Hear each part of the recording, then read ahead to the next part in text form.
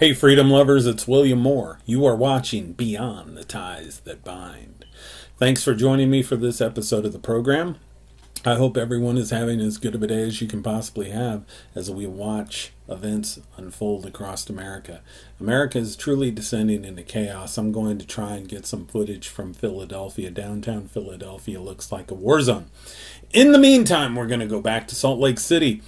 This gentleman, Brandon, he is a gift that keeps on giving. He's been caught on camera again. Apparently, what we've seen in the videos are not accurate. It's not an accurate depiction of what happened because Brandon keeps telling a different story. He's even telling a different story now than when he gave the interview to the Fox affiliate there in Salt Lake City. So Brandon loved the police before he hated the police, or did he hate the police before he loved the police? Anyway, let's take a look at this video here. I'm on my life by cops. Well, then you should hate him, you dummy. In prison by cops. I'm not a cop, lover. I was just trying to protect you guys, to try to get you to use your head, not go to jail, not ruin your life. So why were you shooting people with a bow and arrow? To protect myself. How is harming people protecting them? It's not worth it. You made your statement. You made your statement.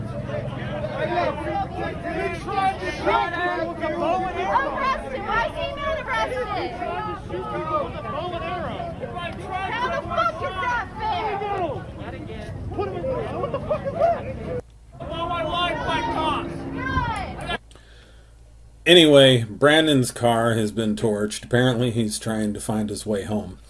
Hopefully this man does not wind up with a GoFundMe page in order to replace his vehicle and the thousands of dollars worth of items which he apparently had in his vehicle. That I saw in one video went from $1,000 in his personal possessions within his vehicle to thousands. So anyway, hopefully this guy doesn't end up with a GoFundMe page. If he does, please share this with everyone so that he doesn't get any money from acting like a lunatic. Anyway, this is what happens when you have government. I mean, you're going to have a society which is going to, downward spiral into chaos. People are going to revolt against oppressive rulers. The government is nothing more than a crime syndicate being controlled by the largest crime cartel known to man, which is the central banks. And those central banks are owned by the Rothschilds and others. The DuPont family, the Bush family, other large, very wealthy families. But anyway, just wanted to share this and, wanted to make a follow-up. I hope this guy doesn't have a GoFundMe page out there within the next few days and wind up with a new vehicle, because he was the one who started everything that you saw there on the videos in Salt Lake City. Before I go, I want to share this video with you. If you look in this video, this old man is being helped up right now by a couple jackbooted thugs, but pay attention to how he wound up on the ground in the first place, right here. They're pushing him along. He's about 70 years old, maybe even his 80s. They push him down on the ground.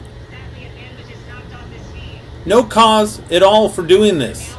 This man was not a threat to anyone. And they just push him and they push him over. They're roughing him up for no good reason. They're roughing him up. They're pushing him with the shields. They push him down on the ground. That's BS. See, that's the kind of BS that pisses people off, you stupid jackbooted thugs. This is why people don't have respect for police officers, because this is how most of you dumbasses act. You two right here need your ass kicked so far up between your shoulder blades that every time you sneeze you get hemorrhoids. This is uncalled for. See, we don't need law enforcement, because most of the time when these people are writing a ticket or enforcing the law, what they're doing is they're enforcing something that some legislator somewhere scribbled down on a piece of paper and then the legislature passed. And then it becomes law, so these guys can go out and enforce it. And how do they enforce it? They give you a ticket. They loot you. You have to pay money. It's revenue generation. That's all it is, because most of the time, 95% of the time, there is no crime involved whatsoever. No crime being committed when a law enforcement officer is writing a ticket or doing his job. There's no crime that's being committed, because a crime requires a victim. The only victim I see here is this gentleman. And he's a victim of these two jackbooted thugs. Now, doesn't matter what color he is, white, black, he's being manhandled, pushed over. This guy's got a cane. He can't even frickin' walk under his own power. And these jackbooted thugs push him over like this. BS. They're worthless. They're good for nothing. And if you're one of these idiots that think we need police protection, that we need law enforcement, you're weak, and you're the problem with this society. You know that? Because most of the time when these people are acting, these jackbooted thugs are acting, it's just because they're generating revenue for the state. No crime has been committed. There's no victim. For a crime to be committed, there needs to be a victim. There needs to be damage to a person or a person's property. And most of the time when these people are acting, they are not acting in response to a person being harmed or a person's property being harmed. We don't need law enforcement, because all they serve to do is work for the government, which oppresses us, to bring about even greater oppression, to generate revenue, to loot people. And this is what's going on here. Really pisses me off. It's a crime. This gentleman did not need to be roughed up like this. I'm glad these other two jackbooted thugs had the sense enough when they saw the cameras to come over and help him up. Would they have done it if there were no cameras there?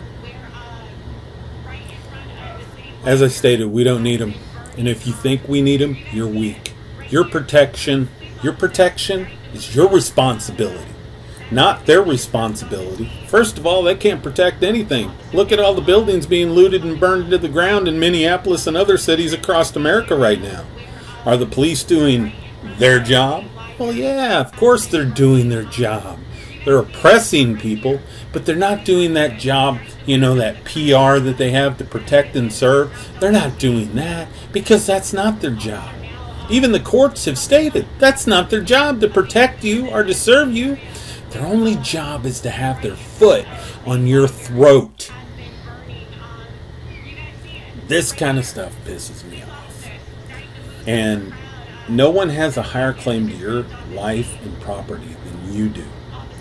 And when government comes in and they write you a ticket for speeding, they're saying that they have a higher claim to your life and property than you do.